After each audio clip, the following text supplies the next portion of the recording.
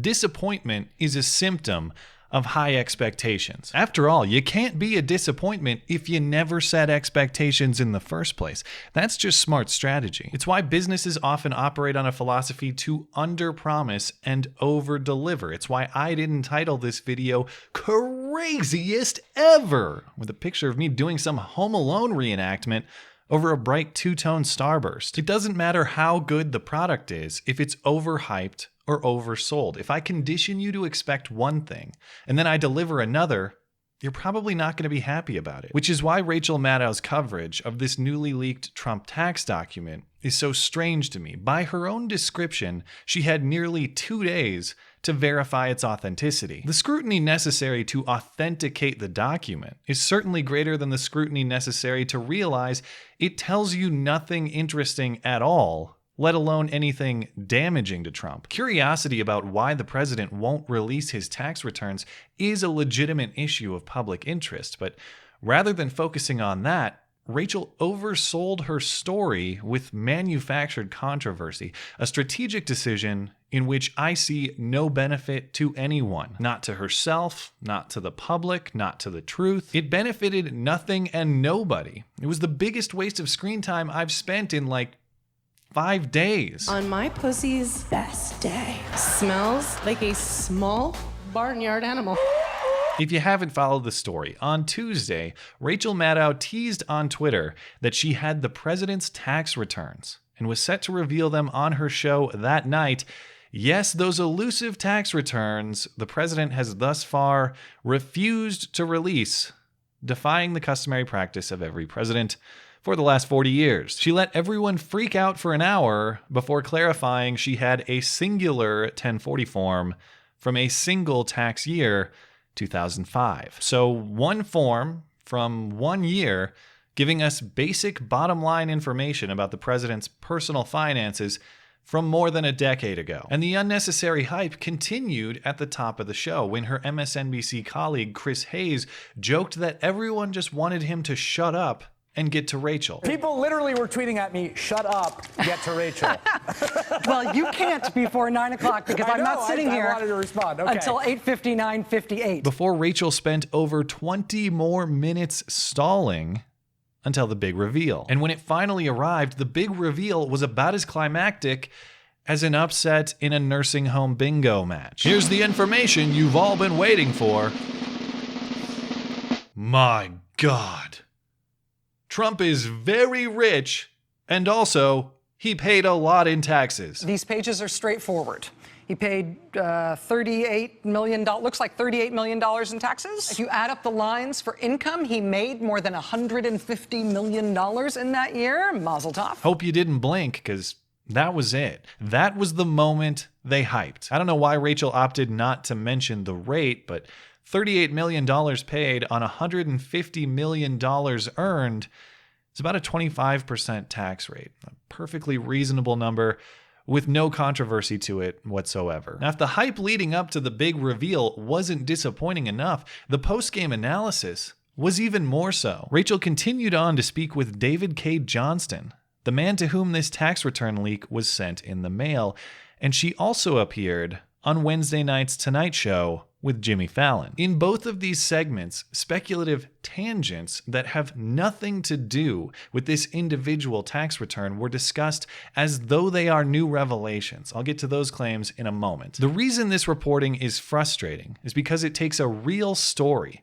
something of actual public interest and consequence, and sensationalizes it with editorialism, making it hard to dissect the actual substance from the tinfoil. Let me explain what I mean. On her show and on The Tonight Show, Rachel did a great job of explaining why we have a historical tradition of presidents releasing their tax returns. We as the public have an interest in knowing both the president's sources of income as well as the holders of the president's debt, such that we can be assured that the president is not using his position or public resources to settle his personal business. The greater concern, the worry, that this president may be financially beholden to an individual, to an institution, to a country. And now that he's president, We won't know if he tries to use the resources and power of our country to pay off that entity to whom he is beholden. We can't know any of that without getting his tax returns. The reason you want any president's tax returns is because you want to know if he's beholden to anybody, if he's got loans from somebody, or if anybody has sort of inexplicably shoveled him a lot of money without a legit reason why.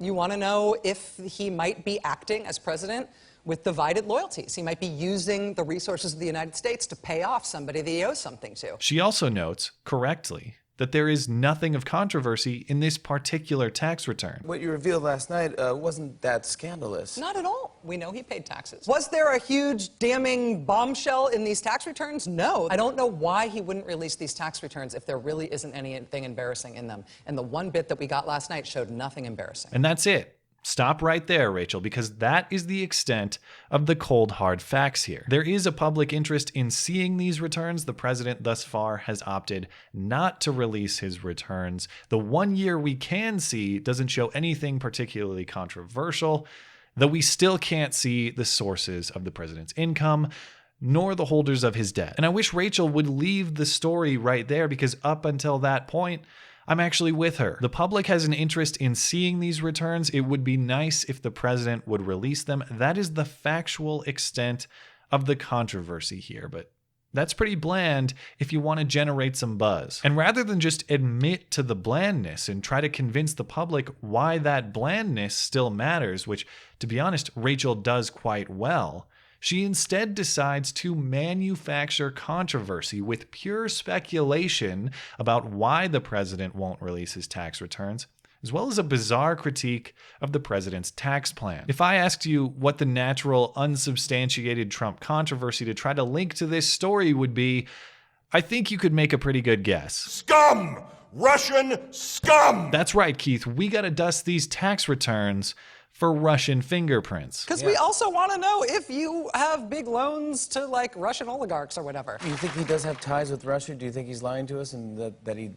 I don't know. What would change the world is if, Russia was interfering in the election and they weren't doing it on their own and he was in on it. I'm not saying he is doing any of those things, but we can't know unless we can see it. And it is true, we don't know if the president has financial entanglements with the Russians. We also don't know if his income is earned off of leprechaun labor or if his debt is held by the Bigfoot Mafia. What's controversial here is without those tax returns, we don't know anything.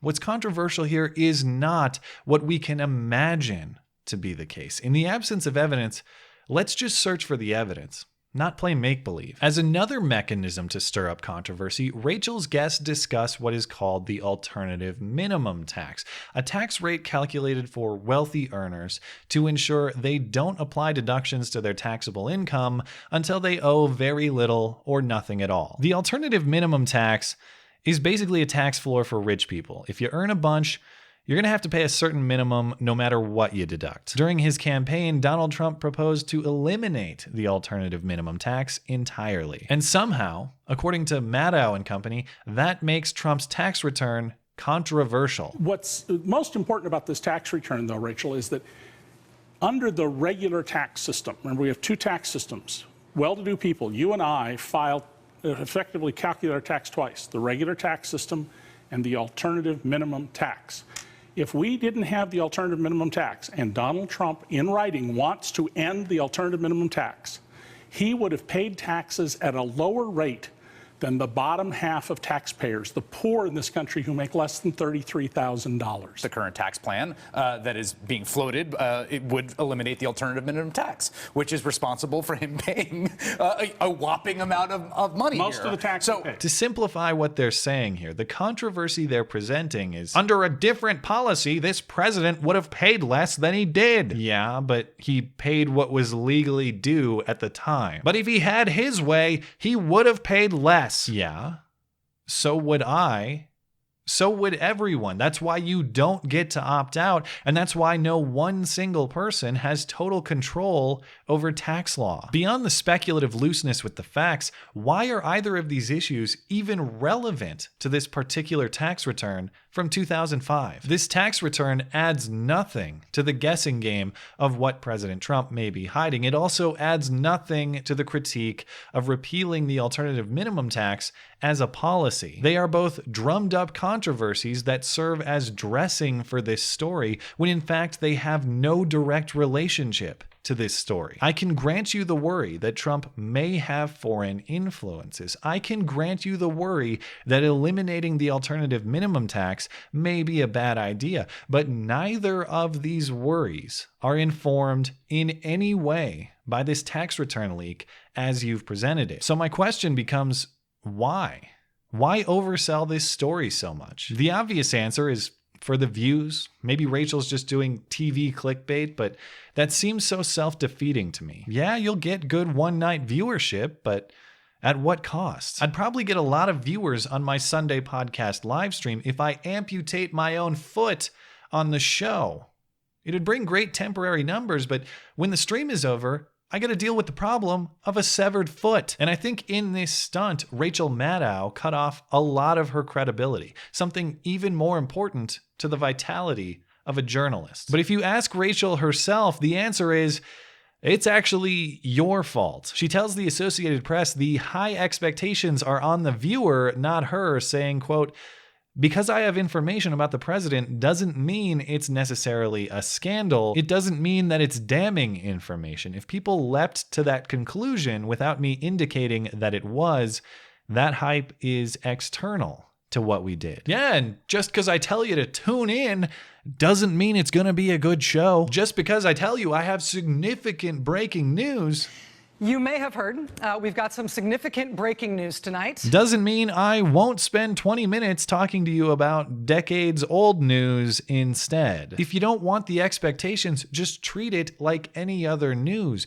Don't tease it, don't drag it out, just report what you have and let the people decide. And if she did that, if she had treated this episode of her show just like any other one, if she had put her cards on the table right away, the same news would have emerged with none of the backlash. To me, even without the benefit of hindsight, if you're Maddow and you know what you have isn't particularly controversial, but it is still newsworthy, that's the obvious route you go. Put the information you have out there and let people decide for themselves, without the theatrical bullshit. I suppose the irony here is Rachel is skeptical of Trump because of an inexplicable strategic decision he's made, one that I do agree is suspicious. But in reporting on that issue, Rachel has also made an inexplicable strategic decision that leaves me suspicious of her, which is actually a nice representation of how Trump rose to the presidency in the first place. You don't have to be trustworthy, you just have to be less suspicious than the guy next to you. And so it looks like for this round, as well as many previously, the least shady shadow wins again. Thanks as always for listening and for supporting this channel. Always appreciate that thoughtful discussion down below, and especially over on Twitter. That is at ML Christiansen. You're always welcome to come hang out and chat in my live streams, but I'm not going to cut off my own foot if you do. Those are linked down in the description. Looking forward to it. Okay, bye.